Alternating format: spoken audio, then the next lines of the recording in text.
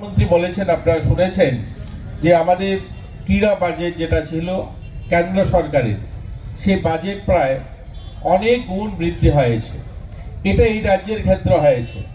2018 সালে যে বাজেটটা ছিল তার ডবলেরও বেশি বাজেট হয়েছে। স্পোর্টস কাউন্সিলের সচিব আছেন, স্পোর্টস কাউন্সিলের বাজেট যেটা ছিল তার ডবলেরও বেশি হয়েছে। এবং পরিকাঠামোগতভাবে যে ময়দানে আমরা আজ অনুষ্ঠানটা করছি, এই ময়দানের সামনে যে ফুটবল মাঠটা দেখছেন, এইরকম প্রায় 14খানা মাঠ আমরা ইতিমধ্যে কমপ্লিট করেছি গোটা রাজ্যে। একটা মাঠও ছিল না। এই মাঠগুলো আমাদের ট্রাইবেল ওয়েলফেয়ার দপ্তর এবং আমাদের ক্রীড়া দপ্তর 11খানা মাঠ এবং 3খানা মাঠ ট্রাইবেল ওয়েলফেয়ার দপ্তর গোটা রাজ্যে, শুধু আগরতলা নয়। একটা সময় আমি যেহেতু উত্তর জেলার থেকে আসি আর আপনারা আগরতলার মানুষ, আপনাদেরকে বলতে আমার অত্যন্ত গর্ব হচ্ছে আজকে যে একটা সময় আমরা আগরতলাতে আসলেই ভালো মাঠ বা ভালো খেলার পরিকাঠামো দেখতাম। মাননীয় মুখ্যমন্ত্রী প্রফেসর ডাক্তার মানিক শাহর নেতৃত্বে এবং প্রাক্তন মুখ্যমন্ত্রী বিপ্লব কুমার দেব যখন ছিলেন, ওনার নেতৃত্বে এই রাজ্যে ধর্মনগর থেকে সাবরুম অব্দি আজ ক্রীড়া পরিকাঠামো গড়ে উঠেছে। আজ মাঠগুলো শুধুমাত্র আগরতলা শহর নয়, একদম কিল্লার থেকে বিলুনিয়া, সাবরুম, ধর্মনগর প্রত্যন্ত অঞ্চলে সমস্ত রাজ্যে ছড়িয়ে ছিটিয়ে এই মাঠগুলো তৈরি হয়েছে। এই সিনথেটিক ফুটবল গ্রাউন্ড ছাড়াও আমরা ন্যাচারাল প্রায় 20খানা ঘাসের মাঠ তৈরি করছি। একটা অদ্ভুত মাঠ, আপনারা যদি কখনো সুযোগ হয়, যদি আপনারা শান্তিরবাজারে যান, দেখবেন একটা মাঠ তৈরি করছি আমরা। ইতিমধ্যে আমরা আমাদের রাজ্যে সর্বশ্রেষ্ঠ মাঠ বলতে পারেন, এত সুন্দর মাঠ তৈরি হয়েছে। তো আমরা আমাদের রাজ্যে আন্তঃরাষ্ট্রীয় স্তরে অনেকগুলো, শুধু ফুটবল মাঠ নয়, সিনথেটিক গ্রাউন্ড যেগুলো অ্যাথলেটিক গ্রাউন্ড, হকি মাঠ, টেনিস কোর্ট, সার্বিকভাবে ক্রীড়া পরিকাঠামো উন্নয়ন হচ্ছে এবং সফল। এটা কিন্তু আমাদের বাস্তব, আমাদের জীবনে আমরা নিজেরাও দেখি এবং মাননীয় প্রধানমন্ত্রী যে সব বাস্তবের উপর ভিত্তি করেই কথাগুলো বলেন।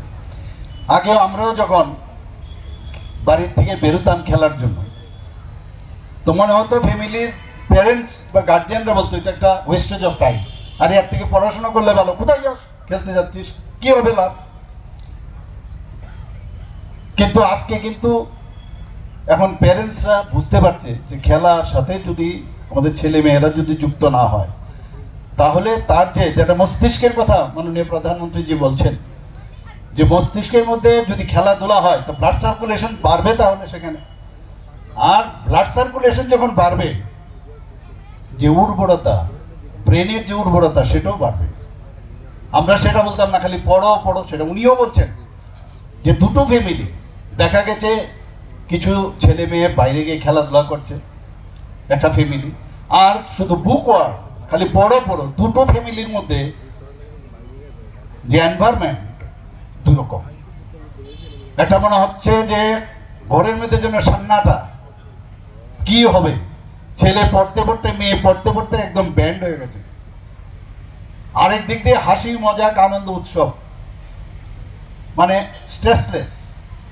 এবং আলটিমেটলি এটাই কিন্তু প্রুভ যে যত বেশি স্ট্রেস থেকে মুক্ত থাকতে পারবে, তত বেশি কিন্তু তার যে চিন্তা ভাবনা, তার যে চেতনা, তার যে কিছু ইনোভেটিভ আইডিয়া, তত বেশি কিন্তু তার উৎকৃষ্ট মানের হবে। আজকের তারিখে সেটা প্রমাণ। এবং যে কারণে বলছে যে healthy mind resides in healthy body. একটা ভালো শরীর যদি থাকে, সেখানে কিন্তু ভালো বন্ধু হিসাবে তার স্থান হেলদি মাইন্ডসেট। তো সেই ক্ষেত্রে সেই জিনিসগুলো উনি এখানে বলেছেন, আমাদেরও ভালো লাগছিল। মনে হচ্ছে যেন আমাদের এই যে মন কি বাত অনুষ্ঠানে উনি যেভাবে মনের কথা বলেন, আমি সব জায়গায় বলি যে সারা পৃথিবীর কোথাও কোনো রাষ্ট্রপ্রধান মন কি বাত অনুষ্ঠান করে বলে আমরা জানি না। এবং এই মন কি বাত টেকনোলজিকে ব্যবহার করে যেভাবে আমাদের উদ্দেশ্যে সারা ভারতবর্ষকে একসাথে নিয়ে আসেন, যত ধন্যবাদই মাননীয় প্রধানমন্ত্রীজিকে দেব। संसद खेल जो माननीय प्रधानमंत्री जी के मार्गदर्शन में और उनके दिशा निर्देशन में एनडीए और बीजेपी के सभी सांसद राज्यसभा और लोकसभा अपने अपने क्षेत्र में ये संसद खेल का आयोजन किया है। और इसमें विशेषता ये है स्वदेशी खेल, जिसको हम लोग एक समय लुप्तप्राय करने के दिशा में जा रहे थे। जैसे हमारे स्वदेशी खेल, जैसे कबड्डी खेलने के लिए आपको कुछ नहीं खेती में भी खेल सकते, खो खो अब खेती में भी खेल सकते, तो फील्ड का भी ज़रूरत नहीं है।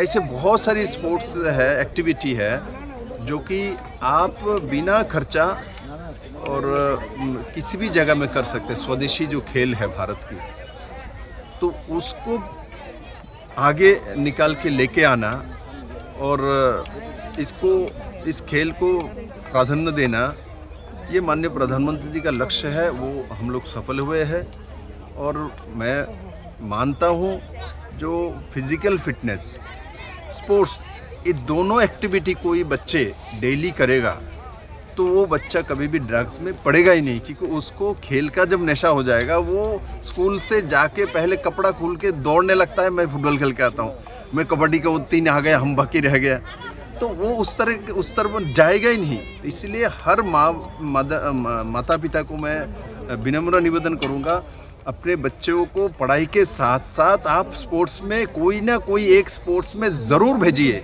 नहीं तो जिम में भेजिए, नहीं तो कोई फिजिकल एक्सरसाइज में भेजिए, मैंने कुछ कराइए उनको 2-3 घंटा, क्योंकि युवत लड़का लड़की इनके अंदर एनर्जी बहुत ज़्यादा होता है, इनका एनर्जी ड्रेनेज नहीं होता, ड्रेनेज नहीं होगा तो उस एनर्जी आपको गलत काम कराएगा, तो वो ड्रग्स में जाएगा, मारपीट करेगा, किसी के साथ राहजनी करेगा। जैसे हम उसमें उसको डाल देंगे तो अपने आप वो एक अच्छे इंसान तैयार होगा।